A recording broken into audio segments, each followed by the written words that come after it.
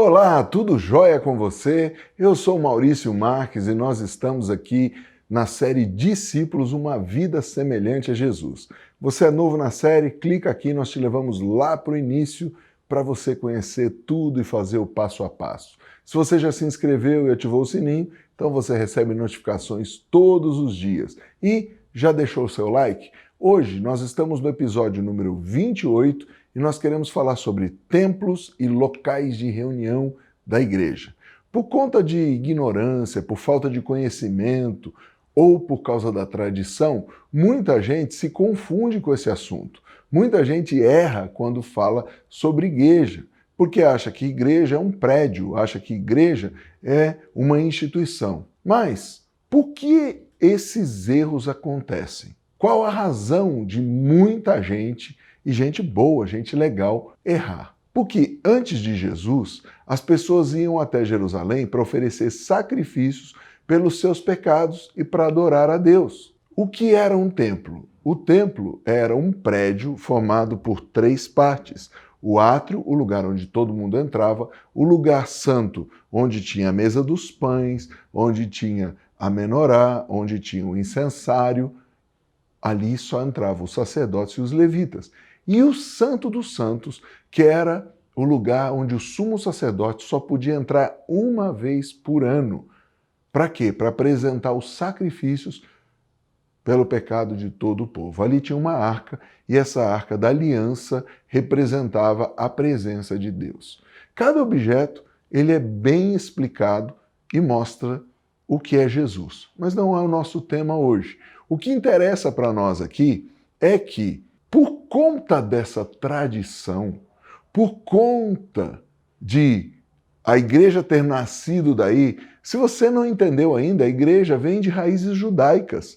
Tanto o catolicismo quanto os evangélicos, ou seja, o cristianismo, ele nasce aí, porque Jesus nasceu aonde? Na tribo de Judá, ou seja, ele vem da tribo de Judá, dos judeus. Isso quer dizer que a religião vigente nos dias de Jesus era o judaísmo. Por isso, essa tradição vai se repetindo e repetindo. Mas quando Jesus morreu, o véu do templo se rasgou de alto a baixo, iniciando uma nova aliança, que não dependia mais de um lugar específico para o culto a Deus. E é interessante, porque nós já falamos e eu repito, a arca, que era o símbolo da presença de Deus, nem estava lá. Faziam décadas que a arca tinha sido levada. Só tinha lá um buraco, um vazio, onde o véu tapava esse vazio, porque Deus não estava mais presente ali por conta dos pecados.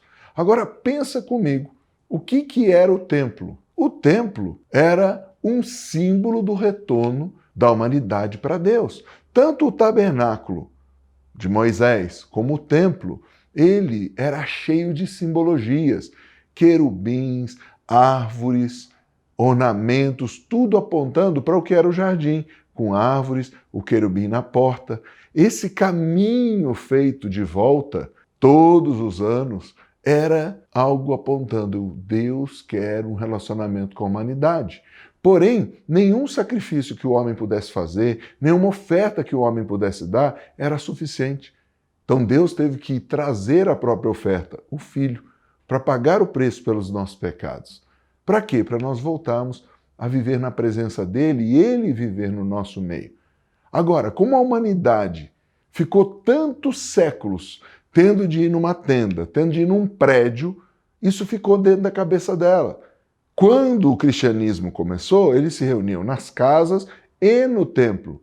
Quando o catolicismo se tornou uma religião oficial, eles tiraram as reuniões das casas e as pessoas eram obrigadas a ir num prédio, numa catedral, numa basílica, num edifício. E então, quando vem a reforma protestante, tira-se algumas coisas erradas do catolicismo, mas continua a mesma coisa. Você tem que ir à igreja, onde tem um sacerdote que faz as coisas por você. E você só vai lá aos domingos. Infelizmente, essa ideia vem se perpetuando por séculos e séculos. E a maioria das pessoas não entende. E inclusive eu mesmo, que já recebi esse entendimento, e muita gente, até hoje a gente fala algumas frases esquisitas, como, você vai à igreja? Ou, de que igreja você é? Ei, peraí, como é que eu vou aquilo que eu sou? O que Jesus disse sobre a igreja? João 4, 21. Disse-lhe Jesus, mulher, Podes crer-me que a hora vem, quando nem neste monte, nem em Jerusalém adorareis o Pai. Pausa. Do que Jesus está falando? Uma conversa com a mulher que disse, ei, nós, samaritanos, adoramos no monte. Vocês, judeus, adoram no templo. Jesus está falando sobre templo e sobre monte, lugar de reunião, lugar de celebração. Olha só o que Jesus continua dizendo. Vós adorais o que não conheceis, nós adoramos o que conhecemos, porque a salvação vem dos judeus. Por que Jesus está falando isso? Porque os samaritanos eram meio que o pessoal do chambas, a galera que gosta de sensações, mas não tem entendimento da palavra, não estuda, tem experiência com Deus, mas não sabe nada de fundamento. Erra porque não conhece a Escritura. Já os judeus conheciam muita teoria, mas não tinham experiência. Era disso que Jesus estava falando. E olha só como ele continua. Deus é espírito e importa que os seus adoradores o adorem em espírito e em verdade. O que ele está fechando a conta aqui? Ele está dizendo, não é nem no templo, nem no monte. É em você. É quando estamos juntos, reunidos. Jesus aqui está anunciando o que viria a acontecer nos próximos dias e meses. Assim que ele morresse na cruz, Páscoa, começaria um novo tempo. E começou. Deus não está mais em um prédio, Deus não está mais numa caixa de madeira revestida de ouro. Deus quer habitar em nós. Ele sempre foi onipresente e esteve em todos os lugares. Nunca ele, olha, agora eu estou só aqui. Só que na nova aliança, pelo sangue de Jesus, nós temos livre acesso e também podemos nos tornar sua casa favorita. Ele quer habitar em nós, não num prédio, não num templo, não no edifício. Por mais solene que sejam as catedrais, as construções, os tijolos não são sagrados. A tinta não é sagrada, o banco não é sagrado. Você tem que ser consagrado a Deus. Vamos ver o que Estevão disse na sua última pregação. Atos 7,48. Entretanto, não habita o Altíssimo em casas feitas por mãos humanas. Como diz o profeta, o céu é o meu trono e a terra o estrado dos meus pés.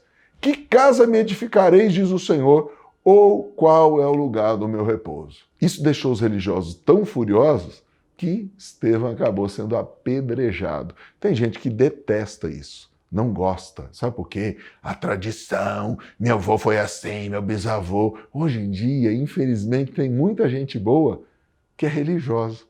Mas você não. Você é um discípulo de Cristo. Então, você já sabe que Deus habita em nós. E Ele quer viver através de nós. O seu prazer é ter comunhão conosco. Viva isso, creia nisso, haja dessa maneira e vamos estar cumprindo a vontade de Deus. Tamo junto ao infinito e além. Até o próximo episódio, se Deus quiser.